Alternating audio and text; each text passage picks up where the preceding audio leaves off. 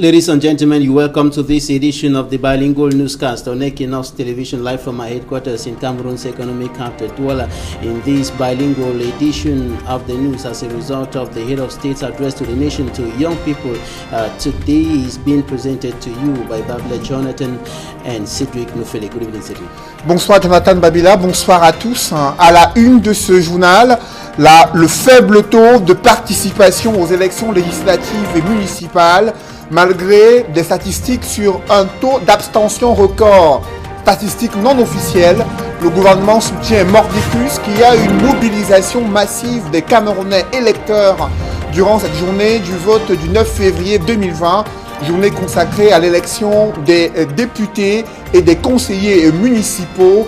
Quel est le kaléidoscope à travers le triangle national?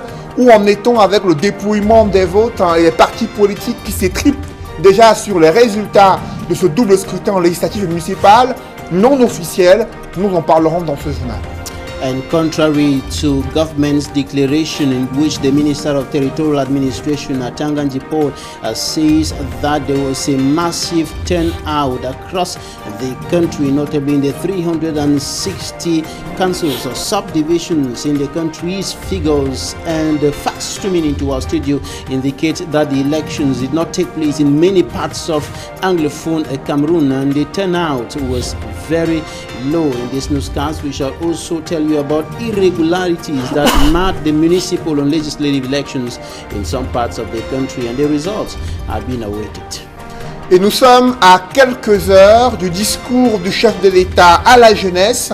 Après de multiples promesses, que discours le président de la République va-t-il tenir, notamment à cette jeunesse des régions du nord-ouest et sud-ouest, confrontée à 3 ans de guerre, confrontés à fuir les affrontements armés entre des groupes séparatistes et l'armée camerounaise? Qu'en est-il de la création des emplois et l'avenir de la jeunesse en 2020? Vous suivrez ce soir sur Equinox Télévision une édition spéciale consacrée à cette actualité.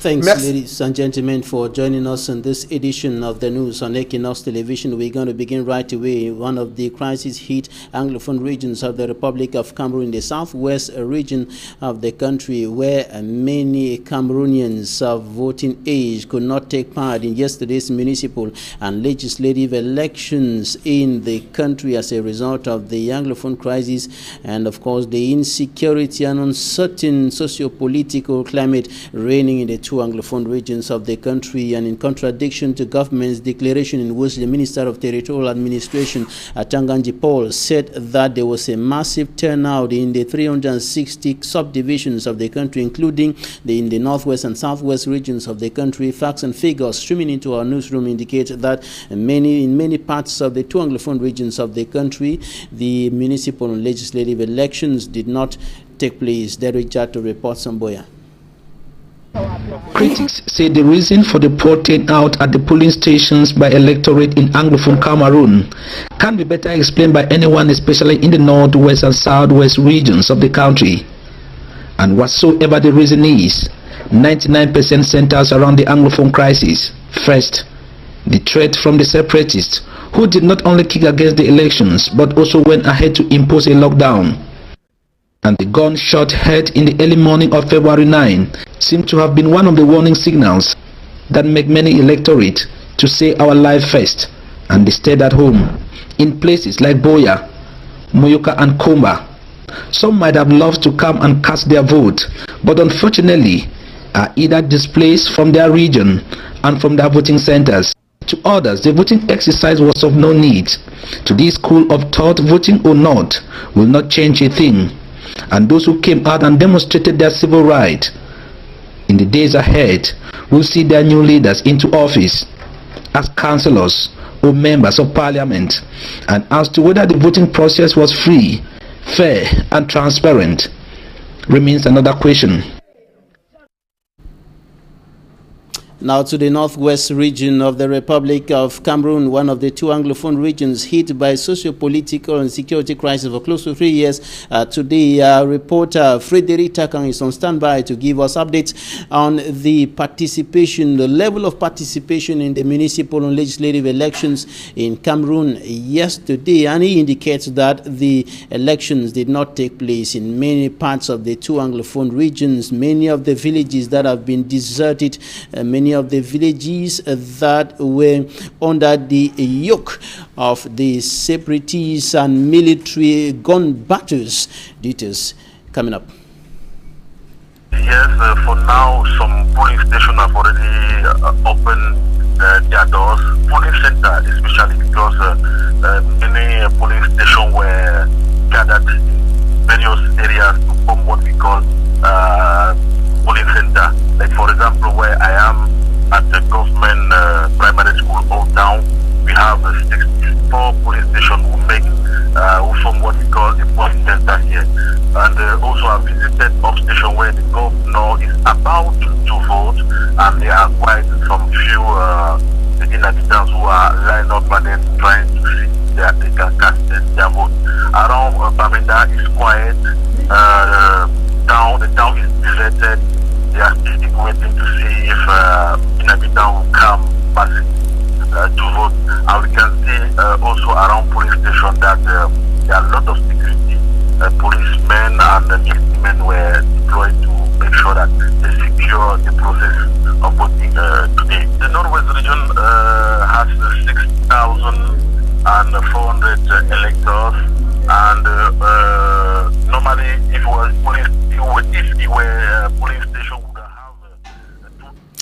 Sorry for that little mix-up. We'll be coming back to Frederick Takang with updates on the level of participation in the municipal and legislative elections yesterday in the northwest region of the country. Time for us to take an extract or a declaration by the Minister of Territorial Administration, Atanganji Paul, in which he says that the election unfolded hitch-free in the 360 subdivisions of the country, including in the northwest and southwest regions. Take a listen. We'll be coming back to that in a short while. We'll now talk about the voter apathy that marred the elections in some parts of the Republic of Cameroon. Notably, we'll be talking about the situation in the far north region of the country, where the voter turnout was not very good. The voter turnout was low. Recent Boko Haram attack on Marwa, far north region, a couple of days before the June elections, February 9th, scared majority of the registered voters from going to exercise their civic responsibility. In Marwa 2, for instance, the 11 polling stations which awaited 4,367 voters, only 2,223 cast their votes, implying 2,144 potential voters were absent. Boko Haram hostilities on Mozogo in the Mayo-Chanaga division 3 days before elections left the population in panic as houses were burned, vehicles razed, and some electoral materials allegedly destroyed. Aucun incident n'a été signalé dans les zones réputées rouges. Governor Mijiyawa Bakari of the far north region says in Marwa 1, security was heightened and elections started and ended in serenity. Des grands députés, des députés qui peuvent valablement représenter la région, mais également les maires vont impulser la dynamique du développement. In the north region, the situation was also similar like in most parts of Marwa, where insecurity scared majority from voting. At the Northern School polling station in Garwa 1, out of 433 registered voters expected, only 140 voted, implying 293 were absent. One of the problems winner of the Garwa 1 municipality will have to address is the lack of electricity or constant power outage to avoid counting of votes next time in the dark or with use of solar lighting lamps and torchlight.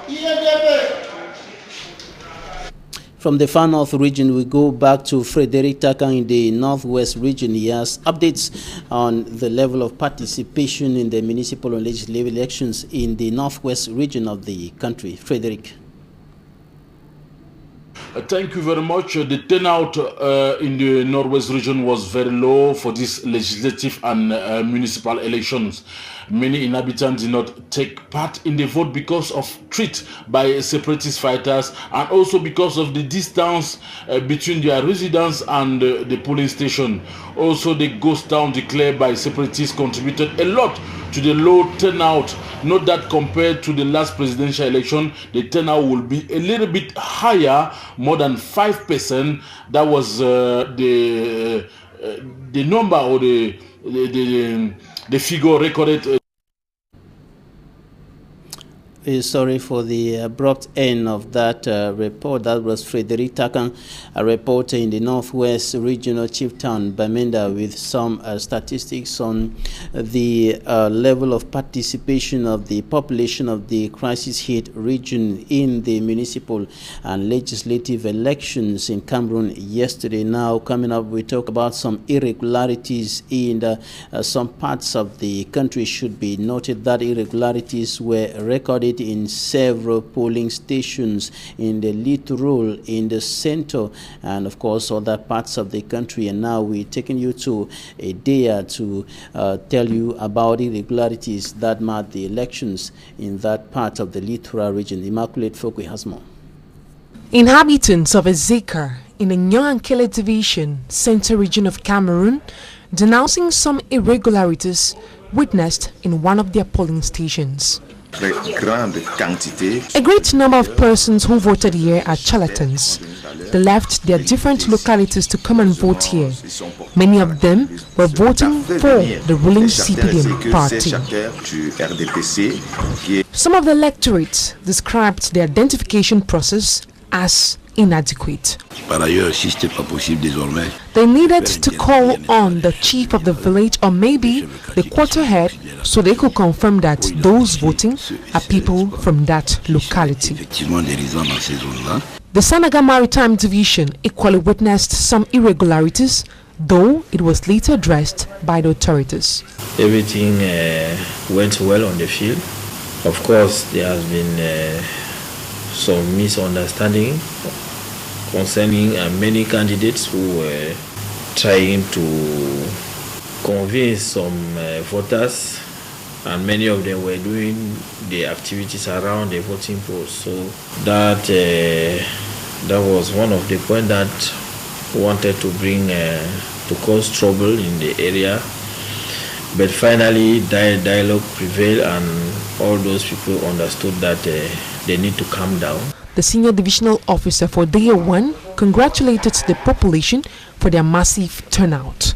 We want to seize the occasion to congratulate our populations for really behave no matter what happened. We are pleading to all the candidates, no matter the political party, to accept the results that will come out, and let us continue building the country in peace.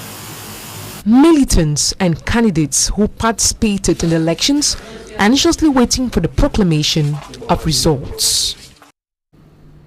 Shortly after the closure of polling stations, we caught up with one of the legislative candidates of the CPDM political party in the Meme division, Tabot Lawson, and this is what he had to tell us. Falling for the first time. One has fallen to the CPDM. Kumba 1 council and legislative for the CPDM. Kumba 2 council and legislative for the CPDM. Kumba 3 the same.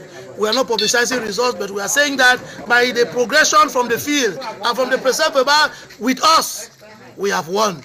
I thank the population of Kumba for sending me to the glass house. I will not fail you. Lawson, CPDM legislative candidate, speaking there to a reporter. in the Kumba. However, it should be noted that the official results of the municipal and legislative elections are still awaited to be proclaimed by the competent institution, that is the Constitutional Council, within a deadline of 20 days. Now we talk about Youth Day preparation in the town of Nkambe. It is, of course, in the Ndonga Mantum division. The preparations ahead of the National Youth Day tomorrow have been going on in that part of the northwest region, despite the crisis, despite the unstable and uncertain socio-political climate reigning there. For me, Armstrong Sander has more. One of the key objectives of the separatist-imposed lockdown on the Anglophone region of Cameroon is to frustrate activities linked to the celebration of the National Day 2020. With such preparative activities paralyzed in several parts of the northwest and southwest regions, pupils and students in Kambe, Donga Mountain division of the northwest region, are finalizing rehearsals 24 hours to the 11th of February 2020. The kids are guided by teachers and elites of the Donga Mountain division, who are determined to ensure a successful National Day celebration in the division, as has been the case amidst the paralyzing Anglophone crisis. After the plebiscite by the CPDM of yesterday's election, we are preparing our children for the Youth Day of tomorrow. You know, we have to give them the freedom to exercise their rights. That's why we are here to encourage them to make sure that all the children turn out tomorrow massively for the Youth Day. Well, unfortunately or fortunately, they don't know the word lockdown in Kambe and Donga Mountain. They don't know it. Nobody knows whether it exists or not. I know it because I live in Douala. But here they don't know it. So there is no way that you can do something that you don't know. So we don't know of lockdown in Kambe. We don't know of lockdown in Misaje. We don't know lockdown in Apo. They are all I'm there to encourage the teachers and encourage the people so that they turn out massively tomorrow and celebrate our Youth Day. Faced with the Boko Haram atrocities in the far north region and separatist independence struggle in the northwest and southwest regions, Cameroon is commemorating the National Day 2020 under the theme Youth and the Challenges of Building an Exemplary, Indivisible, Strong and Emerging Nation. For me, Armstrong Sander, with preparations ahead of the National Day celebration, and the head of state, Paul Biya, will be speaking to young people in Cameroon today at 8 p.m. And the young people are expecting to hear concrete announcements from the head of state, notably with regards to the rising youth unemployment rate in the country, and of course other problems that are plaguing young people and the nation as a whole. The second part of this newscast with you, Cedric Noufeli. Merci Jonathan Babila. Contrairement aux élections législatives et municipales en 2013, les statistiques non officielles font état d'un faible taux de participation au double scrutin législatif et municipal qui s'est tenu dimanche 9 février dans les régions du Nord et l'extrême Nord. Certes, quelques circonscriptions électorales ont enregistré une relative mobilisation, mais il ressort des différents bureaux de vote un faible taux de participation, comme l'ont constaté nos reporters Olivier Thiefo, Amadou Daïrou et Donald Brice Kamgan.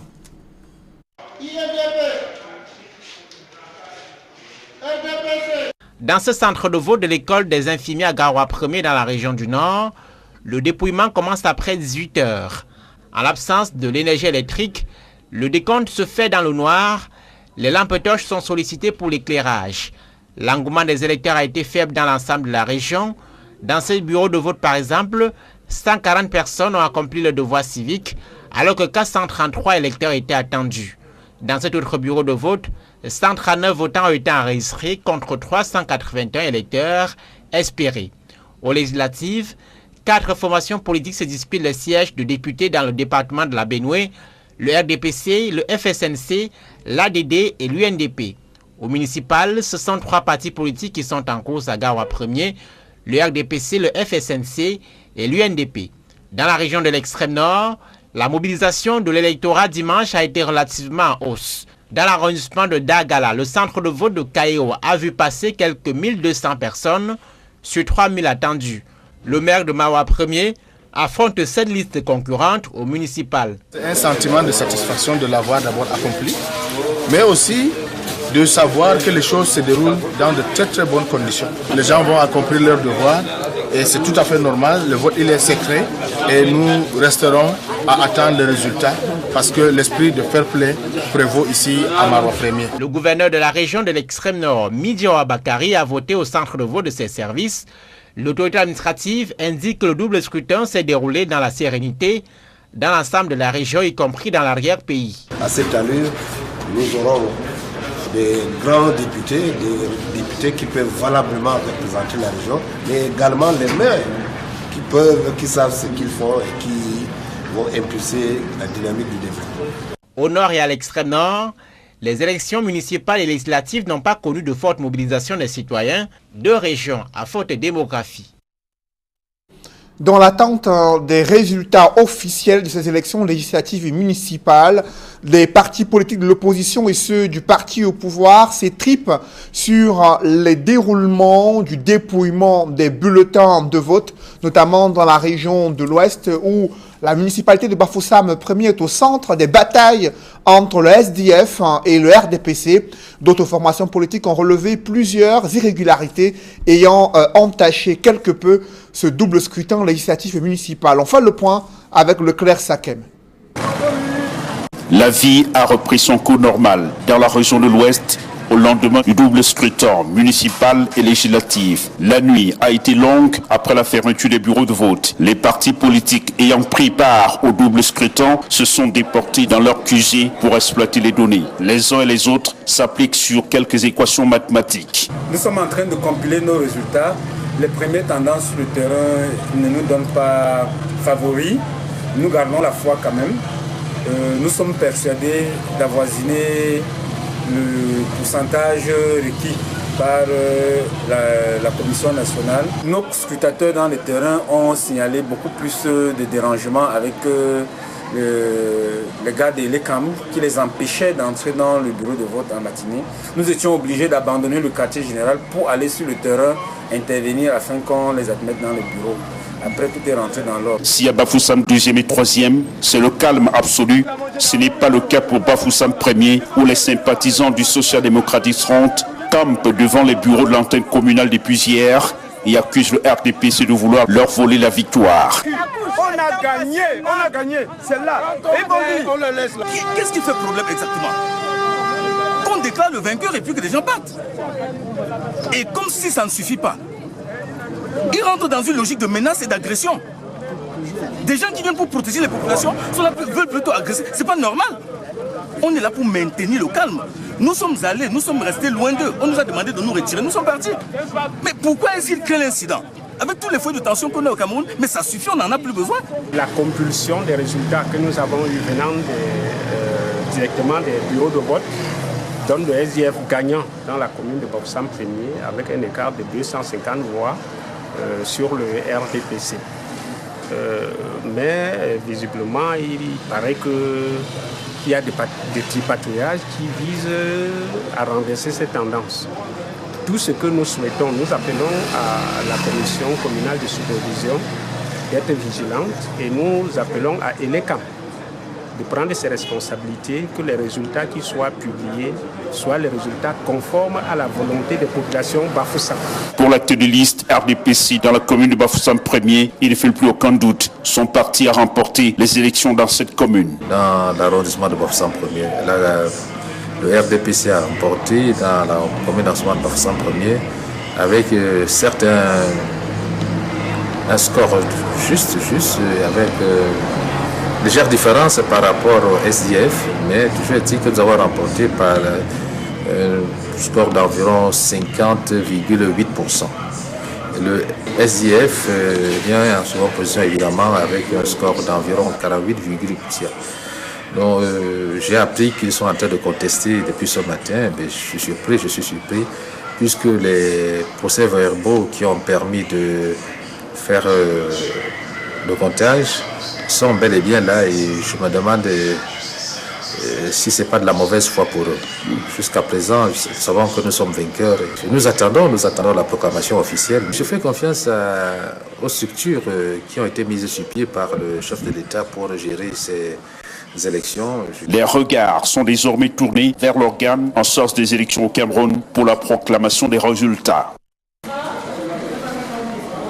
Il faut préciser que c'est la commission locale de supervision des votes qui doit proclamer les résultats 72 heures après le scrutin, notamment d'ici mercredi prochain. Ces résultats doivent être officiellement rendus publics par la commission locale de vote à Bafoussam 1er. Et dans le département du Nyong-Ekele, des électeurs et autres observateurs des élections ont relevé de nombreux manquements durant le vote dans la journée du dimanche 9 février 2020. Des listes des électeurs ont été gonflées selon certains observateurs, des chiffres importants qui ont été balayés d'un revers de la main par Elecam. Des précisions avec Joël Niem et Isabelle Carole Zoupet. En plein scrutin dans le Nyong-Ekele, des habitants des ECA dénoncent des irrégularités qui auraient entaché ces élections municipales et législatives. Ils accusent le parti au pouvoir, le RDPC, d'être au cœur de la manœuvre. Très grande quantité de gens qui sont venus d'ailleurs, qu'on appelle les charters, qui sont venus d'ailleurs pour venir voter ici. Malheureusement, ils sont portés par la tête de liste du RDPC, qui est originaire et résident à Macaque, et qui a, durant tout ce temps, nargué les populations, qu'il a fait venir les charters ici, et que ces charters vont voter à tout prix. Mais maintenant, nous venons quand même à regretter à certains endroits la présence des personnes qui ont été inscrites après la convocation du corps électoral, qui ne résident pas dans ces zones. Face à l'importation des électeurs pour venir grossir les suffrages du RDPC en difficulté dans ce bastion de l'UPC, tous recommandent l'identification formelle de tous les électeurs suspects. Par ailleurs, si ce n'était pas possible désormais, de faire intervenir, n'est-ce pas, les chefs de village ou les chefs de quartier qui sont des auxiliaires de l'administration pour identifier ceux et celles, n'est-ce pas, qui seraient effectivement des résidents dans ces zones-là. Et dans la Sanaga maritime, le vote s'est déroulé dans le calme, en dépit de quelques couacs observés ça et là. Les lieux de concentration humaine sont toujours des lieux où il y a généralement un certain nombre de frictions. Nous avons enregistré ici et là des couacs qui sont justifiés, qui sont inhérents même à l'activité qui est en train de se dérouler sur le terrain, c'est-à-dire que l'élection, lorsque les enjeux sont locaux, déchaînent généralement un certain nombre de passions. Les uns et les autres sentant leurs intérêts menacés, mais ensemble avec les collaborateurs des forces de maintien de l'ordre, nous avons à chaque fois pu ramener les uns et les autres à la raison pour leur demander de laisser les opérations de vote se dérouler normalement. Mais à Edea, dans la Sanaga maritime, comme à Ezeka, dans le Nyong-Ekele, militants et candidats des partis politiques engagés à ce double scrutin n'attendent plus que la publication des résultats. Et concernant le taux de participation à ces élections législatives et municipales, le ministre de l'administration territoriale affirme qu'il y a eu une mobilisation massive des électeurs, même dans les régions du nord-ouest et sud-ouest, 2 régions en guerre depuis 2 ans et demi. Le ministre de l'administration territoriale qui estime que cette mobilisation a fait mentir aux partisans du boycott et aux terroristes qui espéraient un faible taux de participation. Le ministre de l'administration territoriale qui appelle les Camerounais à attendre le verdict des urnes, une précipitation à s'exprimer alors que Elecam devrait être l'organe en charge des élections pour se prononcer sur le taux de participation et des éventuels couacs ou encore observations à faire durant ce processus électoral. Des explications avec Guizogo. Même en donnant l'impression de se marcher dessus, tant leurs déclarations se sont chevauchées après le scrutin, Elections Cameroun et le ministère de l'administration territoriale conviennent de ce que le double scrutin des municipales et législatives 2020 s'est bien déroulé. Aucun incident majeur de nature à troubler le déroulement du scrutin n'a été signalé dans tout le territoire. Après la fermeture des bureaux de vote, les rapports reçus des autorités administratives indiquent que les élections se sont effectivement tenues dans les 10 régions, les 58 départements et les 360 arrondissements du Cameroun. Abordant la question de la suite des événements, notamment la proclamation des résultats, Et l'ECAM précise ce qu'il en est des municipales.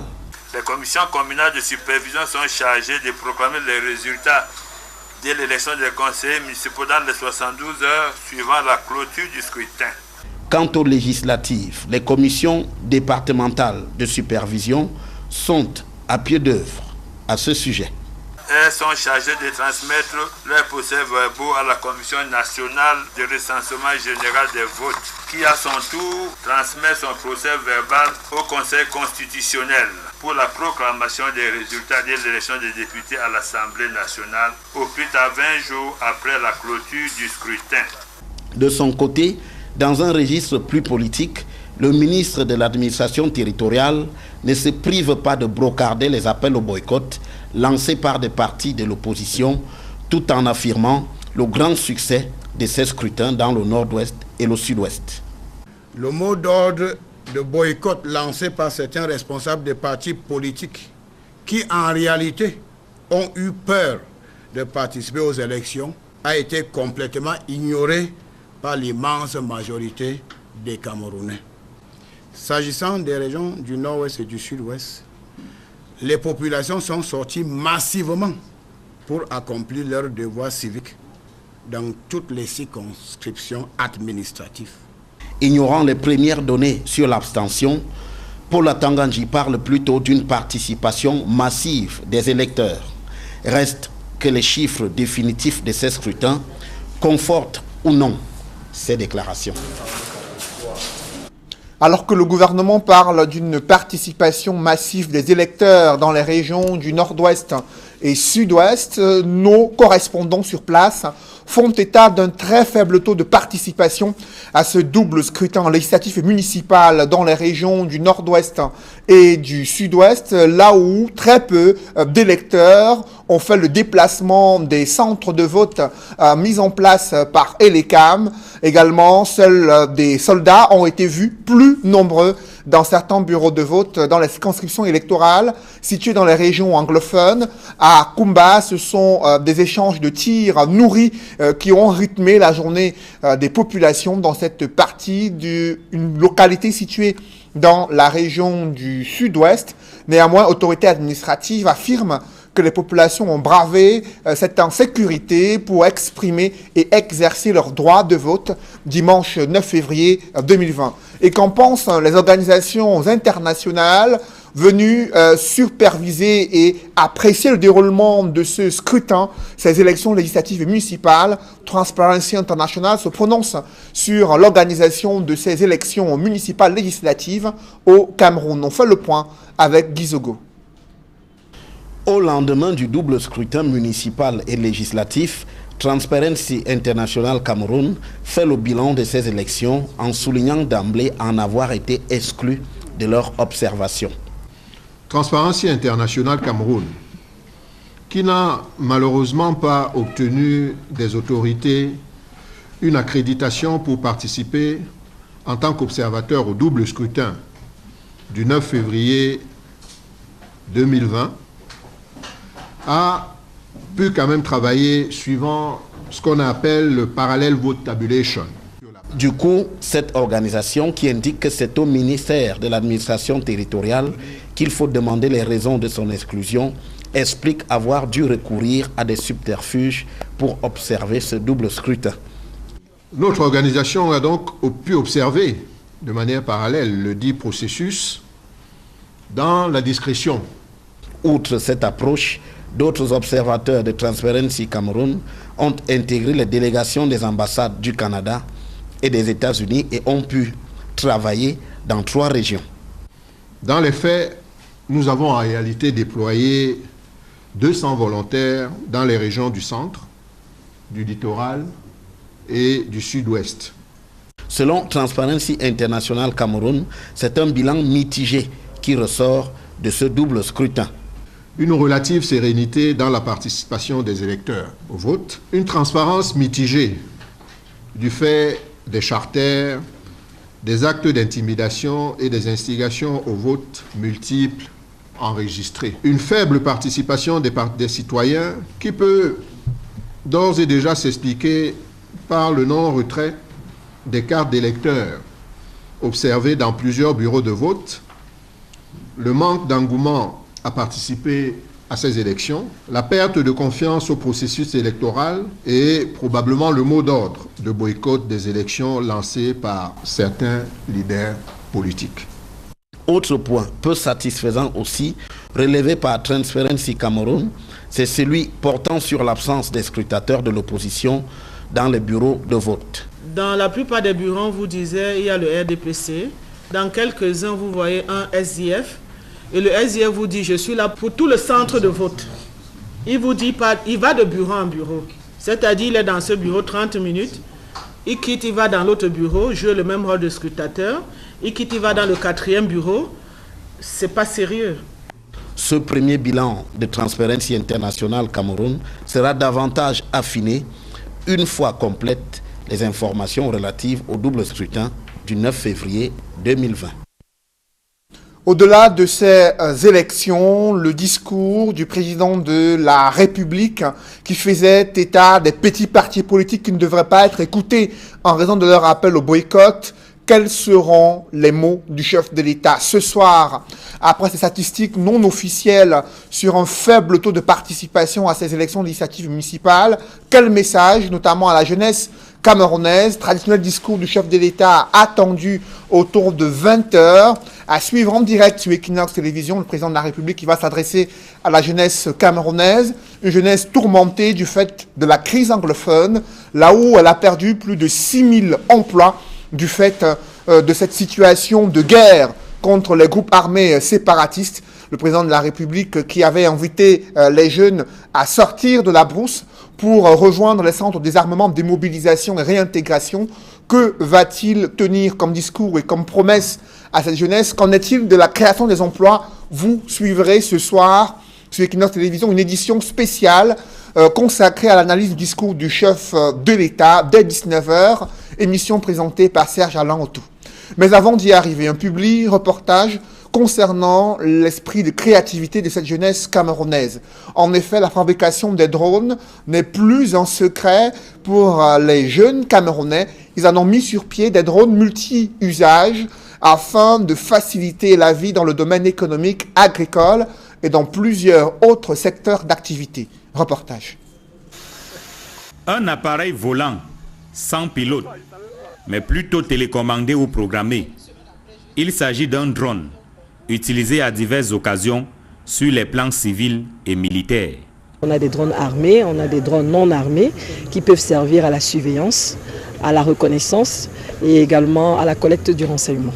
On a également des drones qui peuvent servir au transport du matériel et aussi au combat, c'est-à-dire que véritablement des drones qui sont armés pour détruire des cibles dans le cadre d'un combat, que ce soit dans un conflit armé ou dans toute autre situation d'hostilité éventuellement.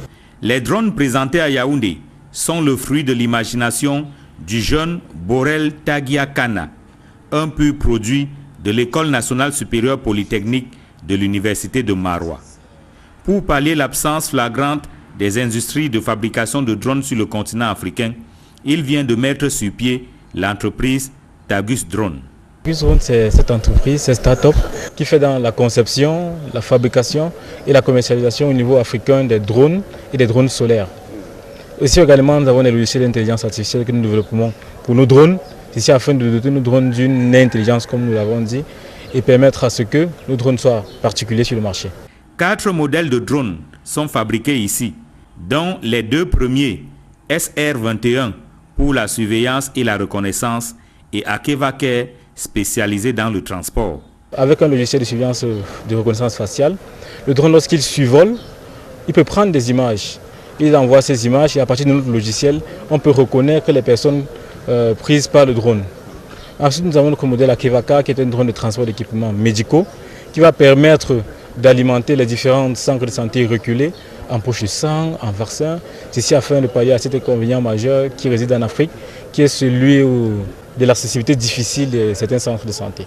Le 3e modèle, Tagus Snap, sert à capter les images, tandis que le 4e, Infinity, est fait pour les télécommunications.